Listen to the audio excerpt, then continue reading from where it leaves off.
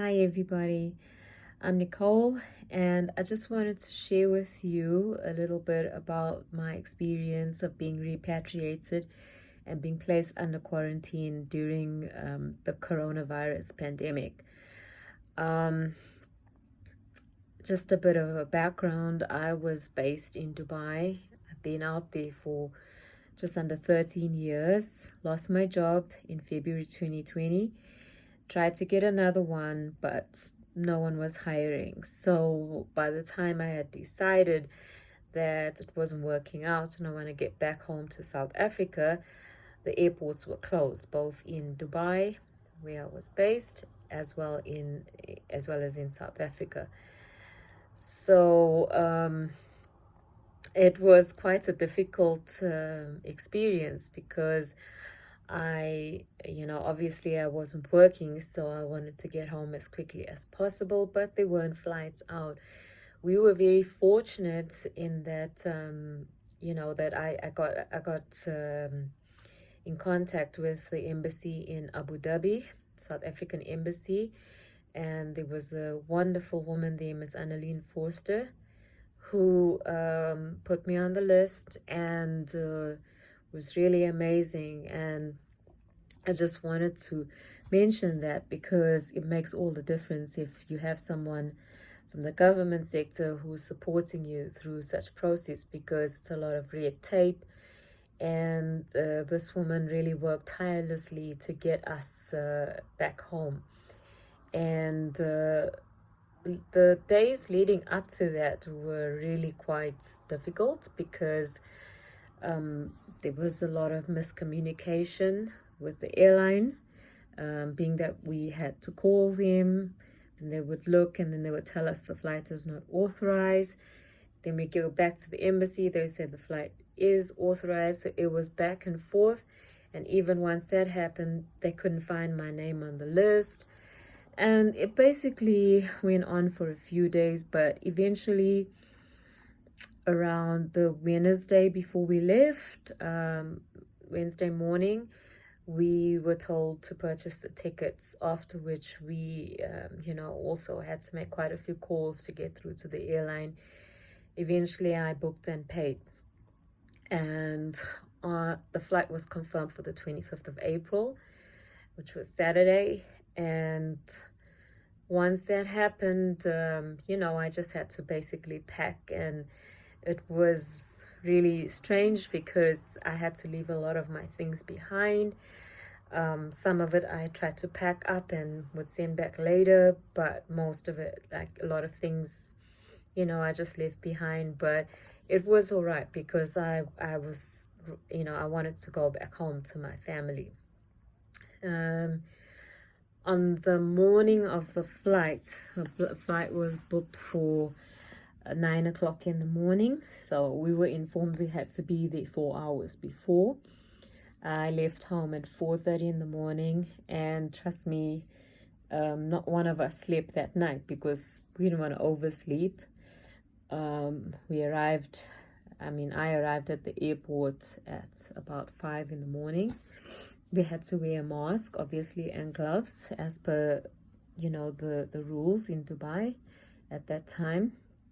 And it was very strange getting to the airport because there was nobody there. No other passengers. I think there was just some other passengers going to Germany and us.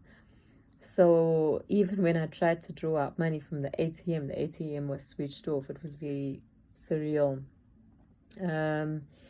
We waited about an hour for the people from the embassy to come. When they did, we had to sign consent forms to agreeing to be under quarantine and just, to declare if we've had any symptoms like runny nose, sore throats, cough, cold, fever, anything like that. And once that was done, we went through. There was, there was a machine that you passed through, which could see if you had a temperature, and then through immigration, the usual process. And we boarded the plane. Again, getting on the plane all of the cabin crew had their PPE gear. So it was very strange. It's like, it was funny.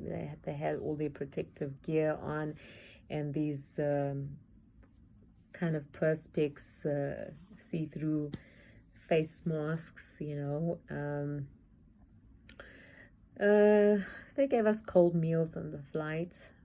We were spaced with one space between each passenger, so 2 in a row. On the flight, even though I was exhausted, probably I was just a bit stressed, so I didn't sleep.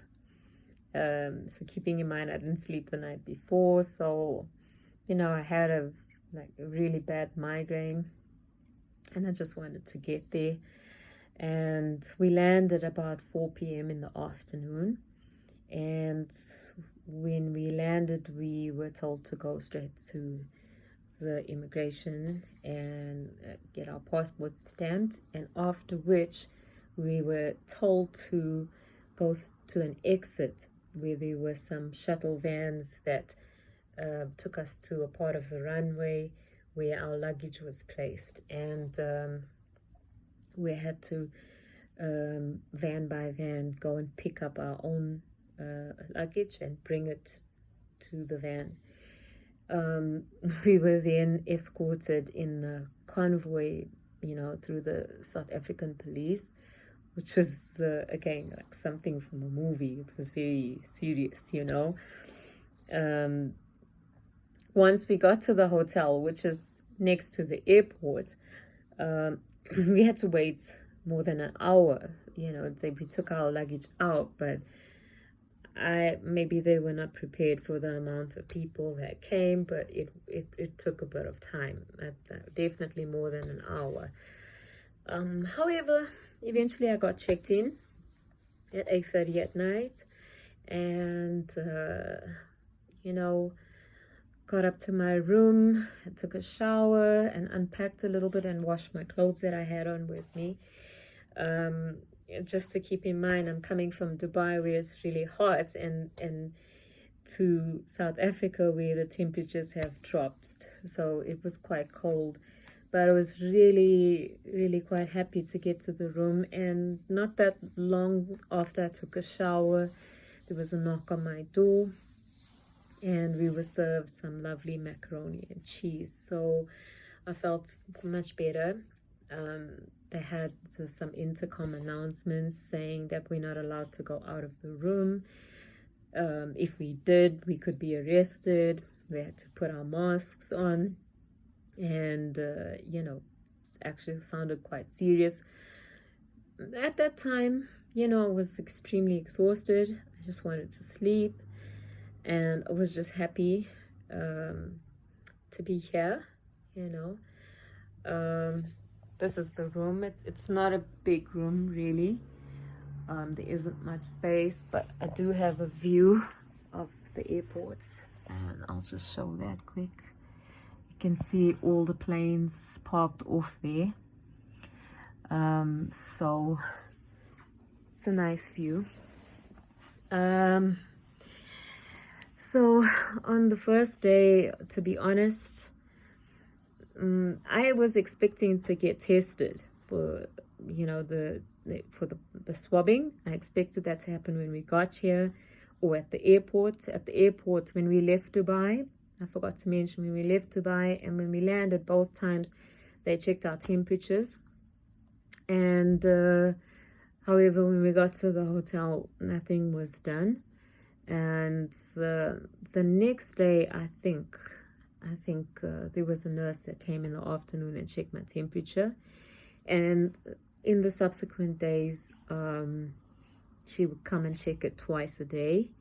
We have these regular intercom announcements.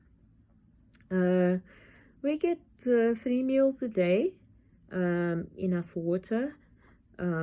Breakfast is usually eggs, scrambled eggs or omelets, with some snacks, juices, snack bar. Sometimes they give fruit salad and yogurt. Lunch is a hot meal as well, and dinner. So, I mean, I've had things like lasagna so far, beef stew, chicken a la king. I can't really complain. In fact, for me, it's not, what I eat. I don't normally eat that much, so it's actually a lot. But it's good. We were told when we arrived that they were working out logistics to let us go out for a walk twice a day for 15 minutes to stretch our legs. This is the only downside because the room is very small. And this I think on the third day they had announced that this wasn't going to happen because it was too much of a risk. I guess we accept that, but wish we had bigger rooms, but I guess we got a deal where it's not a bad hotel, and they've been really good. They've been taking care of us. So what I do now, I'm on day 5, and I try to walk up and down the room. I've been doing exercise, I think from the second day. I did some kind of a workout, online workout, and after which I just walked up and down from the door to the window and tried to do that regularly, maybe once an hour or every second hour until I sleep. And because there's always a risk of getting deep vein thrombosis. It's not good to sit. I've also been working on, blogging this experience as well, and just catching up with my family and just letting everybody know that I'm here, doing some conference calls, and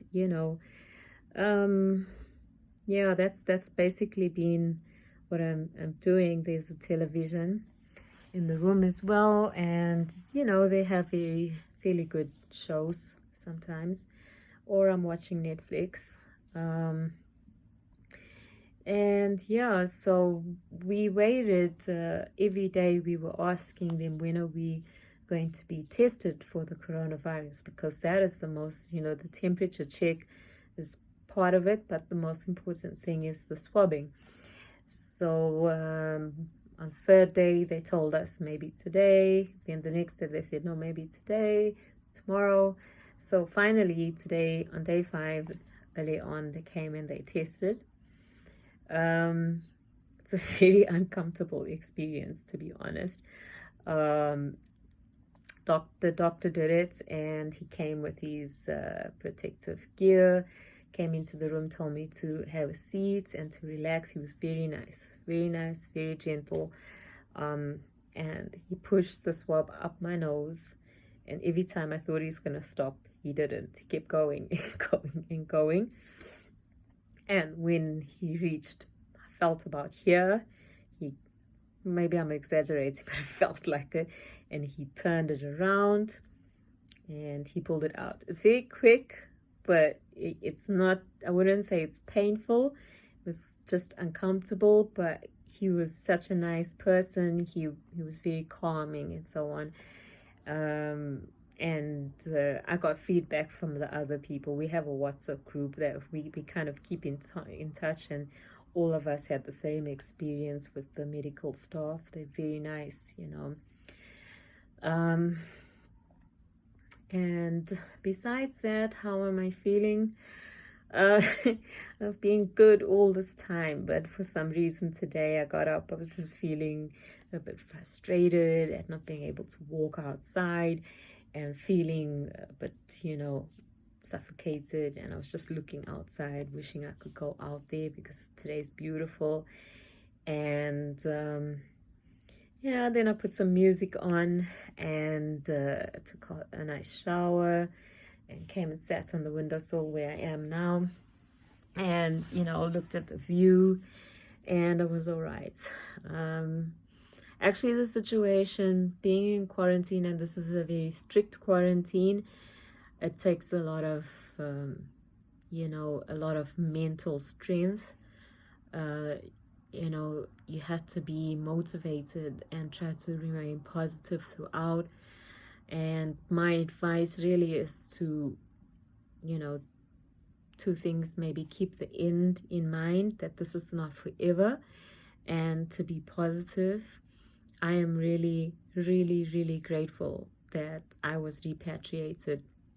I'm really fortunate that I had someone in the government, we all as a group, being in Dubai and Abu Dhabi, the UAE as such, we were very fortunate that we had a very kind, caring person, Miss Annalene Forster, who went over and above what the call of duty was. She would call us back.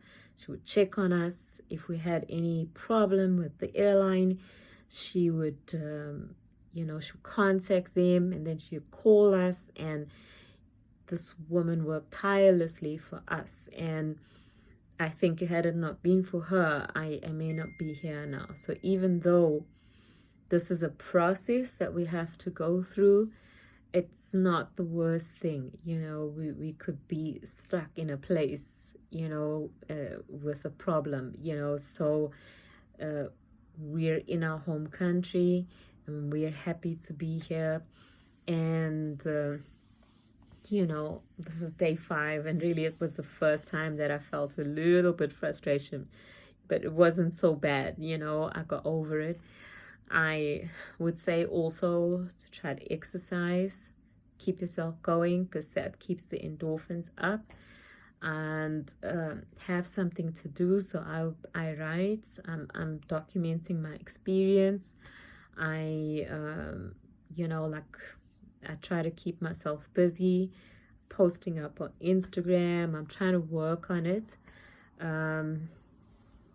Johannesburg is very cold right now, so as you can see, I have my beanie on, and I didn't really prepare for that because we had some limitation on the luggage, so a lot of the things, warm clothes I did have, I had to take out. But the room is comfortable and it's warm, and I'm just keeping myself busy as far as possible. And sometimes I don't put pressure on myself. I just try to relax and enjoy a movie or Netflix, or sometimes I'll just sit here and enjoy the view. And, hopefully this will all be over soon. I think everybody has a responsibility in this pandemic, everybody, to maintain, to try and follow, the advice and precautions, maintain the social distancing, and wash your hands, and stay home. And, if you go out, just disinfect everything you have. And, don't be in a hurry, don't be in a crowd and push forward, and just follow the rules. We want to get through this, and we hope that the amount of people affected are as minimal as possible, and those affected, we hope that they can be healed as soon as possible. I am very, very grateful for where I am right now, and I appreciate that being in quarantine is, it's not something that I wouldn't say we all choose to be here, but we're doing it because we don't want to infect anyone else, and we want to be sure that we're not carrying anything, and to save to keep our family safe. And that we knew we had to follow this process, so we accept that. And we're doing it. We're not going to complain about it, and they're taking care of us. So I would say this is as pleasant as an experience as it can possibly be. We've been treated with the absolute most, the respect. Nurses, the staff, everybody has been absolutely wonderful to us. And I'm just really grateful that even though I had to go through this experience, I went through it with the most support that I could possibly get. And, we you know, we all building up to all of this, went through a lot of stress, a lot of chaos, and at least now we can relax a little bit. I will be updating you guys on as on regular basis on how I'm doing, and stay safe, everybody. You know, stay safe, stay indoors, and take care of yourself. Yeah, this is Nicole stepping out. I'm indoors not right now, and I'm staying safe. Bye.